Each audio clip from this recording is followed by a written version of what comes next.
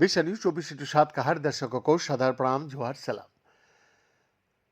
दर्शक, गौतम बुद्ध नगर में जेवर स्थित नोएडा इंटरनेशनल एयरपोर्ट का लोकार्पण बीते काल शनिवार को यशस्वी प्रधानमंत्री ने किया और इस बहाने एक बड़ी रैली का भी उन्होंने संबोधित किया। काफी दूर दूर से इस रैली के लिए लोगों का लाया गया था, पर ये शो चुनावी अधिक था क्योंकि उन्होंने आज कांग्रेस की बजाय समाजवादी पार्टी पर अधिक प्रहार किए।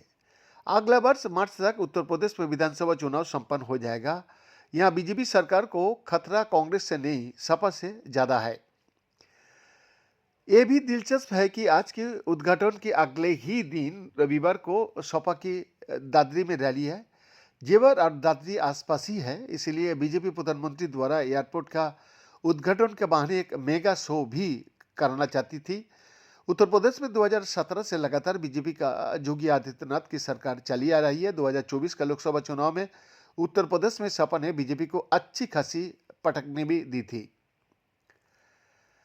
इसलिए बीजेपी बुरी तरह संसद में है। उन्हें लगता है कि यूपी को फतेह करना जरूरी है, तब ही केंद्र में सरकार टिकाऊ बना पाएंगे। इसलिए प्रधानमंत्री ने अपने भाषण को उत्तर प्रदेश के विकास पर केंद्रित किया। बार बार डबल इंजन सरकार का फायदा गिनवाए। प्रधानमंत्री ने कहा कि जिस नोएडा में आने में पिछली सरकारों की मुखिया घबराते थे, क्योंकि उनके मुताबिक नोएडा अब सुकून का प्रतीक था, और उसी नोएडा में भी अब जब आया तब उत्तर प्रदेश के तत्कालीन मुख्यमंत्री अखिलेश यादव नहीं आए। प्रधानमंत्री के अनुसार उन्हें भी कहा गया, नोएडा मत जाओ, नए नए गद्दी मिली है, चली जाएगी। पर हम ऐसे अपशकुन नहीं मानते। प्रधानमंत्री अपनी जगह दुरुस्त थे। सच तो यह है कि उत्तर प्रदेश की पिछली सपा और बसपा सरकारों के मुख्यमंत्री नोएडा नहीं आए। उन्होंने कहा उन लोगों के लिए नोएडा से बस पैसा निकालना होता था, मानो नोएडा कोई एटीएम हो।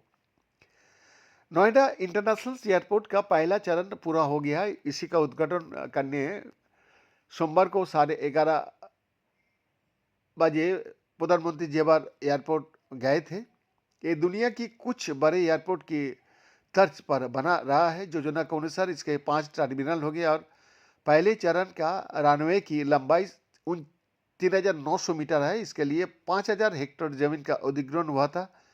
पहले चरण में 1,334 हेक्टेयर जमीन में निर्माण कार्य हुआ। अभी तक का निर्माण में ये 1.2 करोड़ यात्रियों की प्रति वर्ष उड़ान की सुविधा देगा।